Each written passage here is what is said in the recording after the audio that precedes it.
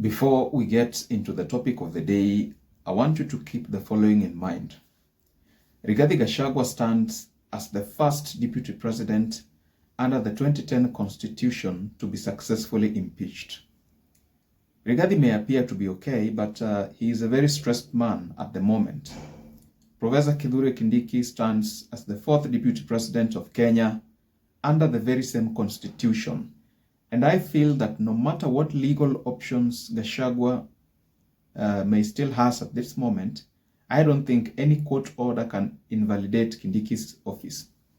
I know beyond reasonable doubt that it is President William Ruto and his political cows who conspired with the members of the National Assembly and of the Senate to finish up Rigathi completely. In this video, I want us to look at how distressed Rigathi Gachagua mocked President William Ruto barely 24 hours after Kindiki had arrived at his Harambe house office along Parliament Road. And without any further ado, let's get into it. So Rigathi is currently operating from his home in Mathira in Nyeri, and he decides to attend an Anglican church function at Kiamwadi in Kirinyaga County. At this point, we know that Rigathi is yet to heal from the trauma of his relationship with President Ruto. And majority of the people attending the function expected Rigathi Gachagua to maintain a quiet spirit and a low profile. But shockingly, the seemingly distressed Rigathi picks up the microphone and says this. Thegio muno. Ile speed walitumia kunitoa. Watumie hiyo speed kupitisha hiyo bila ya kahawa. Ipitishwe na usiku yeko kwa Kenya gazeti. Na asubuhi rais apelekewe aweke nini? Si ya kunitoa ilikuwa haraka sana. Hii ya kahawa imekaa mwaka moja. Sasa tunataka kuwauliza wabunge wetu, hasa wale wametoka hapa kwa Mlima Kenya, pahali kwa kahawa.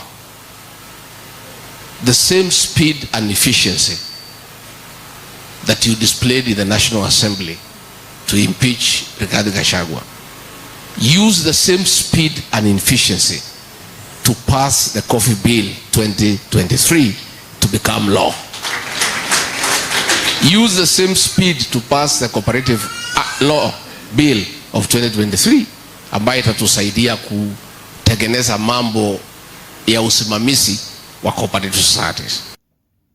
Things have become very interesting.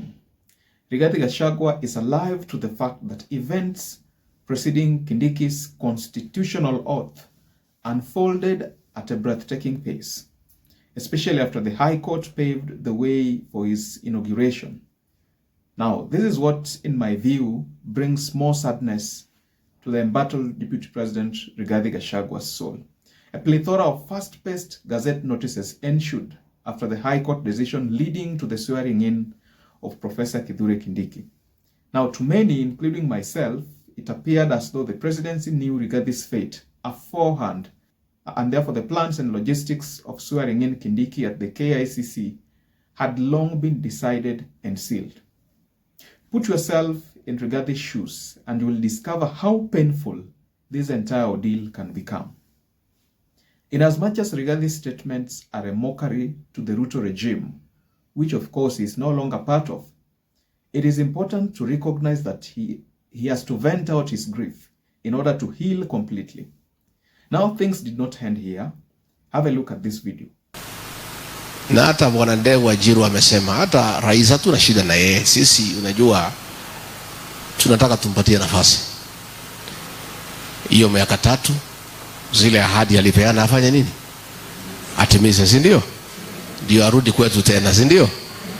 So kila distressed Rigathi Gachagua pretending not to have any issue with William Ruto, who orchestrated his impeachment, is extremely ridiculous in my opinion.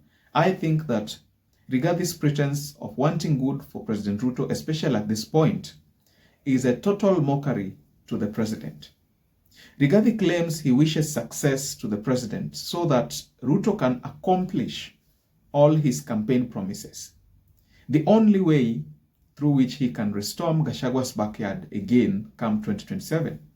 Now, the entire statement is a mockery to the president's alleged betrayal, and I'm sure for Rigathi to speak this calmly, a man known to speak without filters, he must have taken time to rehearse his statements at his heart. Now, ladies and gentlemen, it did not end here still. Look at this other statement from Rigathi Gachagua. Na ndio tunauliza wale ambaye sasa wako. Ile kazi Rigathi Gachagua alifanya mwaka 2 ya kupigana na pombe, ya kuokoa watoto wetu na vijana wetu. Tafadhali, hata kama mtaki Rigathi Gachagua, wacheni hiyo kazi yake isimame. Rigathi Gachagua refers to President Ruto and Professor Kindiki as quote unquote wale ambao wako sasa, and by this he means those in power. Rigathi Gachagua urges the Ruto regime that even if they do not want the person of Gachagua himself, kazi yenye alifanya ya kupigana na pombe iachwe isimame. You know, this might sound like a normal statement, but it carries with it a lot of mockery in it. Now here's the video.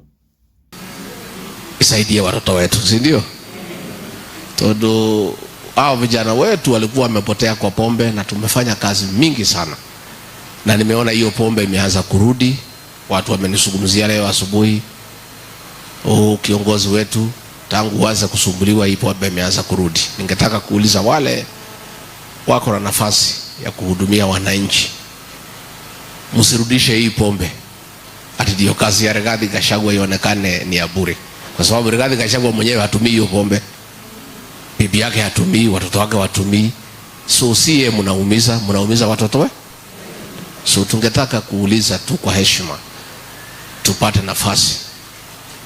In my opinion, this is one of Rigathi's desperate attempts to paint himself as innocent, hardworking, and down-to-earth man, while at the same time portraying William Ruto and those around him as the enemies of progress, who despite his war against alcoholism, appreciated him with nothing but an impeachment.